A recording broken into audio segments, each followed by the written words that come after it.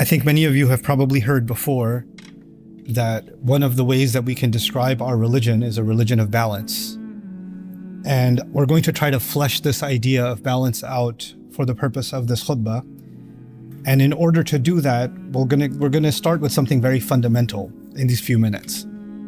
We ask Allah for guidance to a straight path in Surah Al-Fatiha, As-Sirat al-Mustaqim. And right after that path, it would have been enough if we asked Allah to get, if you're asking someone for directions and you're asking to get to the right destination, the shortest distance between 2 points is a straight line, right?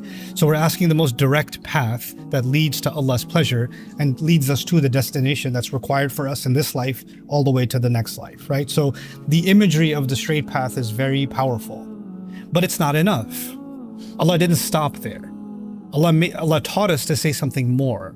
He taught us to say غير المغضوب عليهم صراط الذين أنعمت عليهم غير المغضوب عليهم ولا الضالين.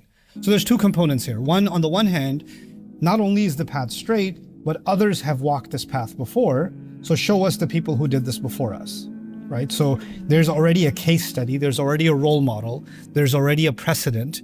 And the thing about paths in the old world, nowadays of course we have paved roads, but in the old world, when people would travel in a certain direction over and over again, even if it was in the wilderness, it would naturally form a path, right? The grass would stop growing there, and you could see that there's a path already formed. People have treaded this before. So you could see that you're not the first one to go down this way, right? So Allah is now taking elements from those paths and He's giving us those people in the Quran. But what's even more peculiar is Allah then says, غير المغضوب عليهم ولا الضالين.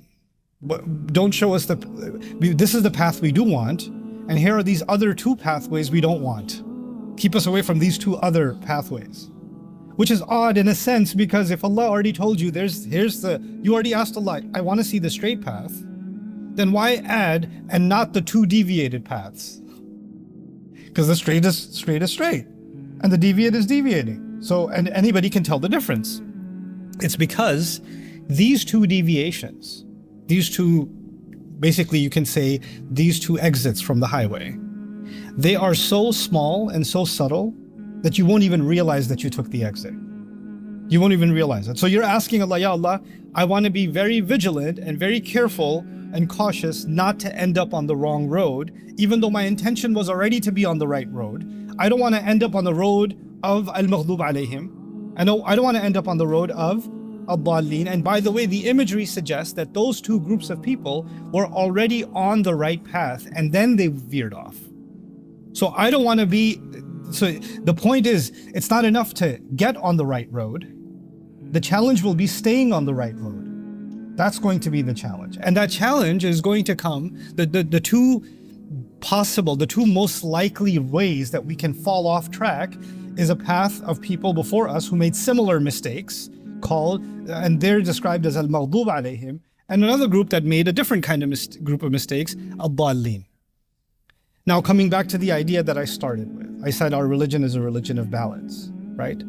So it's as if Allah is saying there's one path that's balanced, and there's one imbalance that goes this way and the other imbalance goes that way. There's two different kinds of imbalances that can happen. And from that, now let's take another step. Of course, Allah has described people before us and what their imbalances were. Al-Maghdubi alayhim have been talked about in great detail. Al-Dallin have been talked about in great detail. And the simplest way for the purposes of a khutbah, because a khutbah is not a long education, it's a few minutes.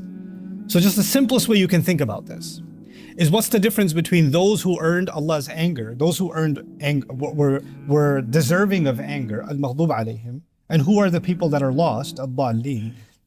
For practical purposes, if you know that you're turning the wrong way, you know that's the wrong turn, but you do it anyway. You know it's wrong, but you're like, yeah, it's bad, but it's not that bad. Even if I took a turn, it's not like I'm on a different road, it's just a slight exit. It's not that big of a deal. So you do the wrong thing, and then you minimize the fact that so what? It's not that bad, right? So it's not just a mistake, it's a knowing mistake. And it's a minimizing of the mistake.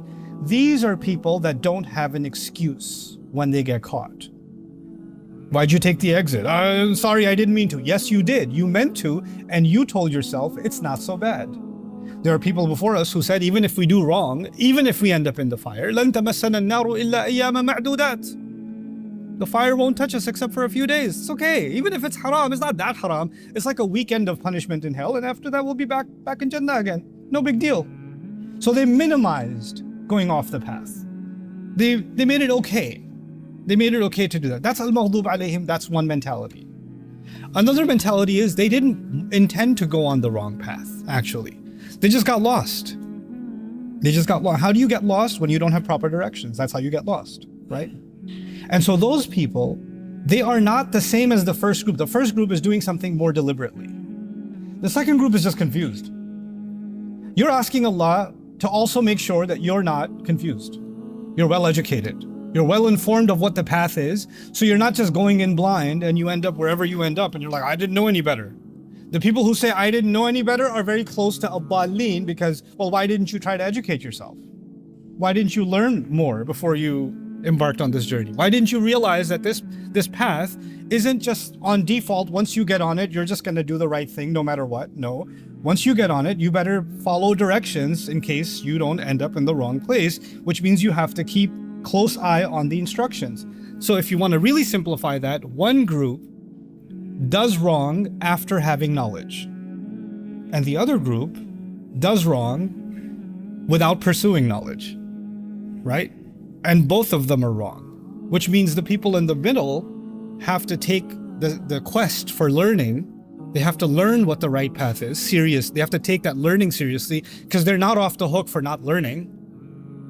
But after they learn, they can't be aloof and say, I learned it, but I still don't take it seriously.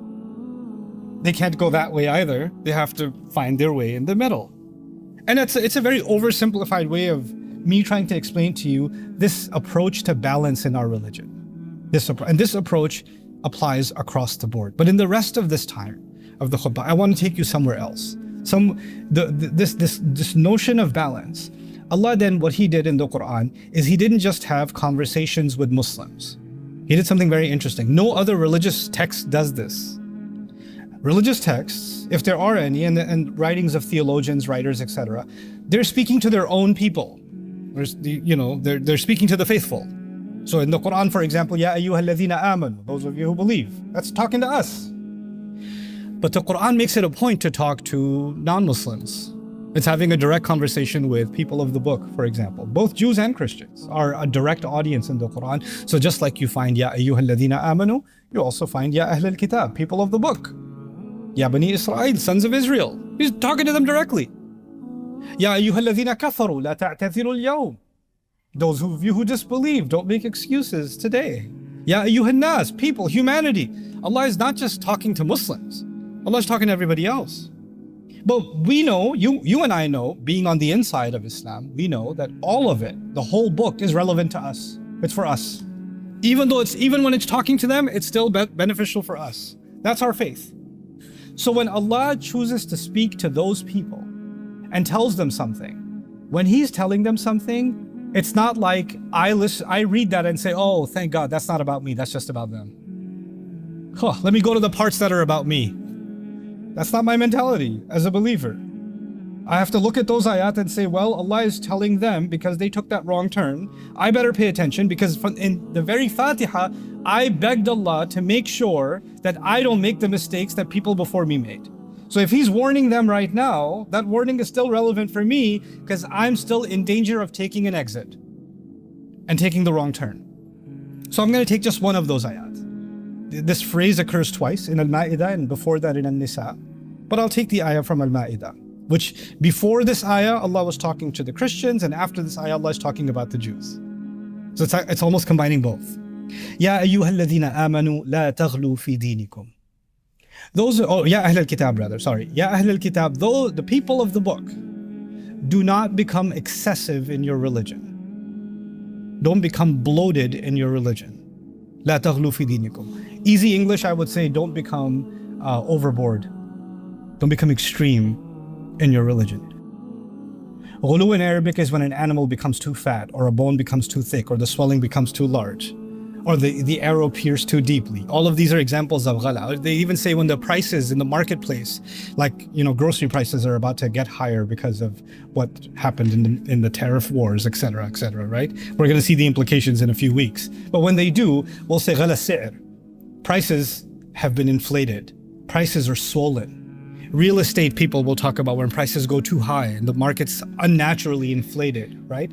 That's ghulu, actually. Allah is saying there's such a thing as ghulu in your religion. In your religion. And if Allah is warning them about this, the point I'm making so far is the warning is relevant for me and the warning is relevant for you. So let's understand that. What does it mean to go overboard in your religion? Our religion is made up of guidance from Allah. All of the things in our religion are good things. All of them are good things. If you remember nothing else from today's khutbah, just remember this one thing. If you do a good thing, but you don't do it in balance, it also becomes a bad thing. Even when you do a good thing and you do too much of it, that's not healthy. That's not good. That's not okay. Drinking water is healthy. There is a quantity of water you can drink and kill yourself. Even though it's water. It's the source of life on this earth. Right? Let's talk about within our religion. The famous story, I won't narrate the entire text of the hadith, but just the overall point, because you've heard this many times before. There are companions of the Prophet ﷺ who were very excited about the religion. And one of them said, I'm just going to not sleep anymore. I'm just going to pray tahajjud all night, every night. I'm just not going to sleep. Another said, I'm just going to fast every day. The other one said, I'm just never going to get married. I don't want to fall into temptation. Forget temptation. I'm just not even going to get married. Forget it. Right? And the Rasul ﷺ corrected all three of them, because you're all going overboard. You're doing too much. But it's not just about doing too much. If you're going to stay up all night, the human body, what's going to happen to it? You're not going to have energy in the day. You're going to be half asleep in the day. So by the time you get to Dhuhr prayer, even if you're praying and your eyes are rolling in the back of your head. Are you able to concentrate even on the other prayers? No. You went overboard here, and the price is going to be paid somewhere else. And you were required to do work in the day. You were required to take care of your family in the day. You were required to be maybe he's a guard at the gates of a city, and he's half asleep. Is he putting other lives at risk because he's staying up all night every night? And can other lives be lost because he was staying up all night and he's thinking he's doing a good thing? Yeah. That one good thing, too much of it can create major problems, can't it? Somebody says, I love the masjid. The rewards, I heard a lecture about the rewards of being in the masjid. I just want to be in the masjid all the time. I just don't want to leave. I just want the blessings of Allah. The dunya is fitna outside. I just want to be in Allah's house. Nobody's here. One car parked outside. Homeboy sitting here and just chilling. Hours and hours and hours. Right? What happens to the rights of his wife, his children, his mother, his father? What happens to his financial responsibilities? What happens to his social responsibility? What happens to all of that? All of the things, and he's sitting here reading Quran. He's sitting here 8 hours a day reading Quran. But that Quran is telling him to take care of his family. That Quran is telling him to make sure that he takes care of his parents. That Quran is telling him to fulfill all of these other obligations, and ironically, he thinks he's doing a good thing while violating all of those ayat that he's so passionately reciting. You can do a good thing, but it can very easily turn into a bad thing. Why? Because you can go out of balance. It's as simple as that, just going out of balance. Our entire religion is actually based on this idea of balance. What happens often is that a person, sin happens, human beings make mistakes. So you made a mistake. Let's just say you one time got very angry at your child and you raised your voice. Now there's a guilt in you. I can't believe I was so harsh to my kid. I can't believe I did that. I'm never gonna raise my voice at my child again. I'm never gonna be that kind of dad again, etc., etc., etc., right? Now you decide to become like the most pacifist father that ever existed. Is that healthy for your child? Does your child still need boundaries? Does your child still need some discipline? Does your child sometimes you need to take a stern tone and correct your child, etc.? But you're reacting to one mistake and you're overcorrecting. You're overcorrecting, and you created another extreme. And that extreme is not benefiting your child. That extreme is destroying your child. It's actually destroying your child. This is the teaching that goes across the board in everything. even not just at the level of individuals. In this part of the world where I come from, in South Asia, for example, in India, Pakistan, Bangladesh, etc., we are taught religion most of the time. Unfortunately, we're taught the religion through an extreme. So, for example, there will be a lot of emphasis on the rights of elders and the rights of parents and the rights of somebody, or the respect for scholars, for example. All of these are good things. I should respect scholars. I should respect my parents. My elders have rights, etc., etc., etc. But when you only emphasize that and emphasize it and emphasize it and emphasize it, and it gets inflated and bloated, it becomes ghulu. And now what happens? Now there are other people who have rights, and now it becomes okay to take away their rights because your mother told you to take them away, or your father told you to take them away, or your father decides something unfair or unjust, and you can't raise your voice about it. You can't say anything about it because, hey, respect your father, respect your mother. The same Quran that says stand up for justice, even if it's against both your parents. You know, وَلَوْ عَلَىٰ أَنفُسِكُمْ أَوِ الْوَالِدَيْنِ وَالْأَقْرَبِينَ. That's also Quran. The same Quran that says be the best to your parents says stand up for justice, even if you have to stand up against yourself and against both of your parents, because the Quran is constantly teaching balance. But what happens in a culture where you'll highlight one thing and you ignore the other? You create an imbalance, and people think this is Islam. People start thinking this is Islam. This is the same kind of extreme that will happen. Respect for ulama, respect for scholars is a cornerstone of our civilization. We have to have respect for scholars. But does respect for scholars means you can't ask them a question and you can't say, hey, you said something, but that's not making sense. Or you said something, I'm not sure how that adds up. Can you explain yourself? Or there seems to be a contradiction between what you said here and what you said here. Can you reconcile that? Could it be that you made a mistake? And he says, you have no respect for the ulama. Do you know where I graduated from? Do you know who my father was? Do you know the history of my heritage and the ijazat I got? You're gonna question me? That kind of mentality would have worked maybe in the Catholic Church at some point, when you're gonna question the Pope. That could have worked. That could have worked in some other religious tradition where you don't question the religious clergy. But in this religion, we started the Surah Al-Baqarah with Allah making a verdict that He's going to put humans on the earth, and the angels asked a question, how could you do that? He's going to cause corruption in the world. Even Allah gave the right to the angels to ask questions when they didn't understand something. And they're not questioning a scholar, they're questioning who? Allah Himself. Our religion began with the right to ask questions, and Allah didn't say, how dare you ask a question? Allah said, إِنِّي أَعْلَمُ مَا لَا تَعْلَمُونَ. But it can become an extreme, can't it? And once that becomes an extreme, once any extreme forms, it becomes like a cancer. It has larger consequences on the society. It starts having multiple reactions, not just limited to one area, in all other areas. So this teaching of balance is actually something not only the Muslims need, it's actually what all of humanity needs. It's all of humanity. And it always begins with a good idea. Like I said, rights of parents is a good idea. We're living in times of great extremism, even in government, where you'll take an idea like national security, a good idea, a powerful, legitimate idea. Every nation on earth should be concerned with national security. But when you go excessive, that same good term, you can commit unspoken kinds of immoral, illegal, inhumane activities in the name of what? National security, right? Because you went into an extreme. In our judgments, the word deen, the last thing I'll share with you today, is the word deen isn't just for religion. The word deen in Arabic, like the phrasing in Arabic, كَمَا تَدِينُ تُدَانُ, the way you deal with people, that is how you shall be dealt with.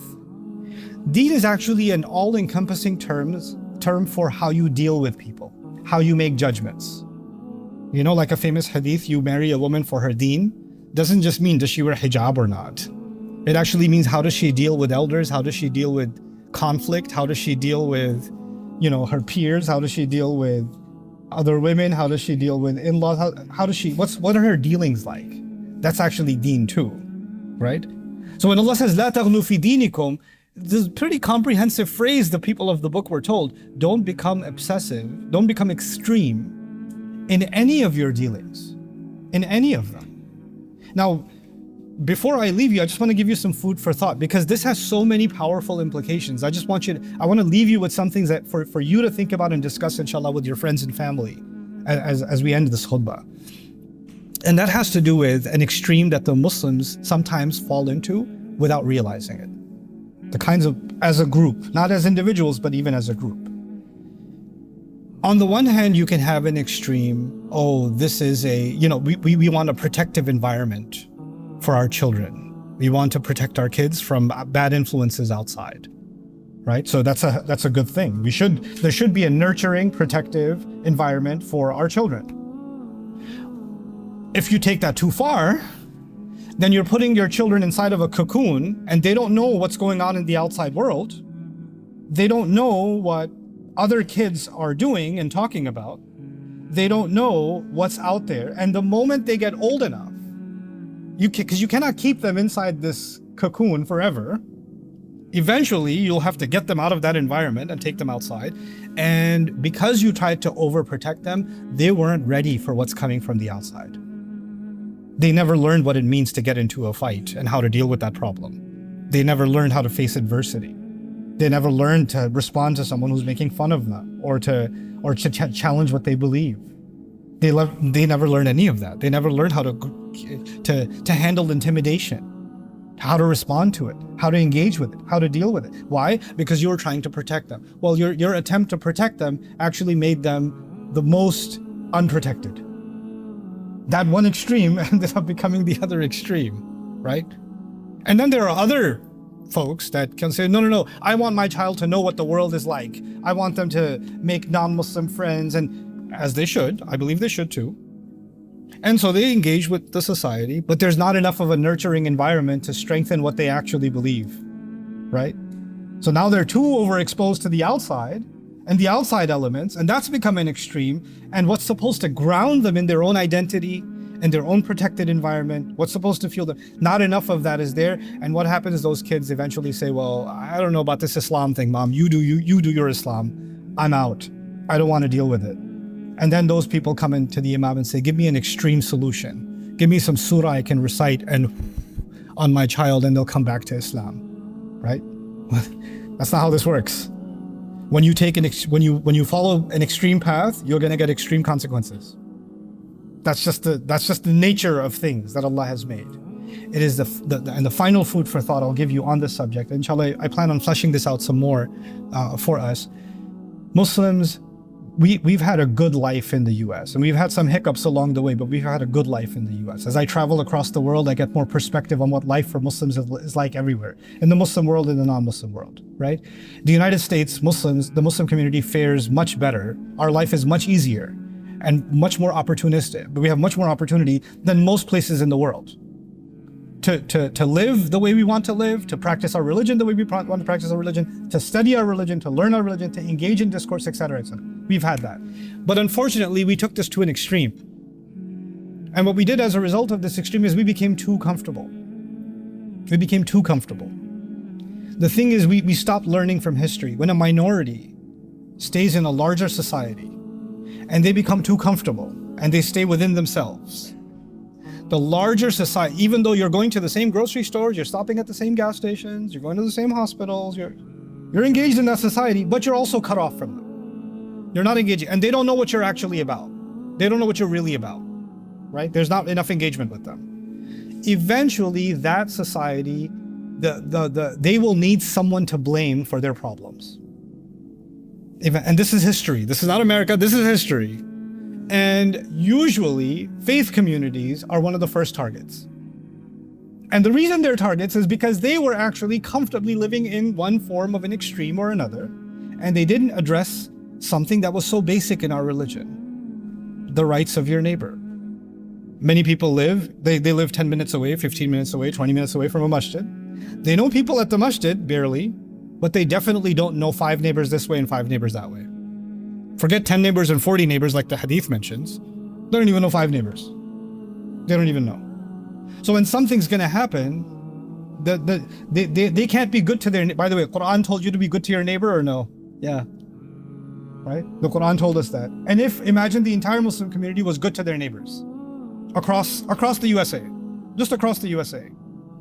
wouldn't that become one of the most powerful Islamophobia campaigns that ever existed? Like before your neighbor watches something on Fox News or whatever about Muslims or anywhere else on any other platform, before that image of the Muslim is already broken by their neighbor Ahmed, their neighbor Kareem, their neighbor Fatima, isn't it? But we became extremely comfortable and isolated. And we became happy in that comfort and in that isolation. And there are prices to pay for that. It's not too late, but we better wake up. None of these forms of extremes are going to help us survive. None of them. There are people who live extremely, they're extremists, they live in the past. They don't want to live in the present. Why can't we go back to the days of Umar radiallahu anhu? Because Allah decided that the days of Umar radiallahu anhu are over. That's why.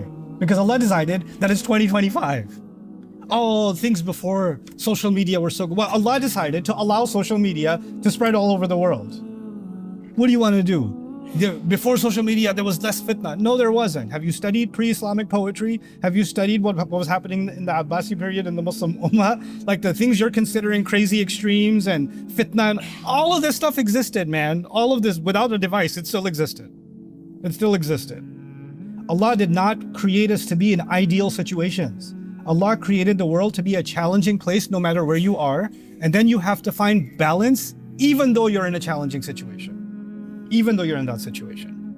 I pray that the Muslims of this country rise to the occasion, myself included, all of us included, that we recognize that there is a very deep problem in front of us, but that problem should not lead us to just become alerted and scared.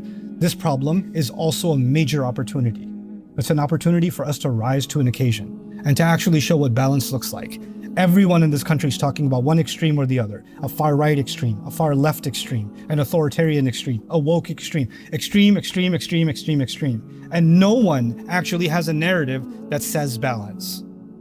And the people that have the ability to do that are the Muslims. And the people who need it the most is the rest of humanity, us first and the rest of humanity. So we have an opportunity in front of us. And I pray that this generation actually rises to that occasion. Barakallahu li wa lakum fil Qur'an al-Hakim wa nafa'ani wa iyyakum bil ayati wa dhikr al-Hakim.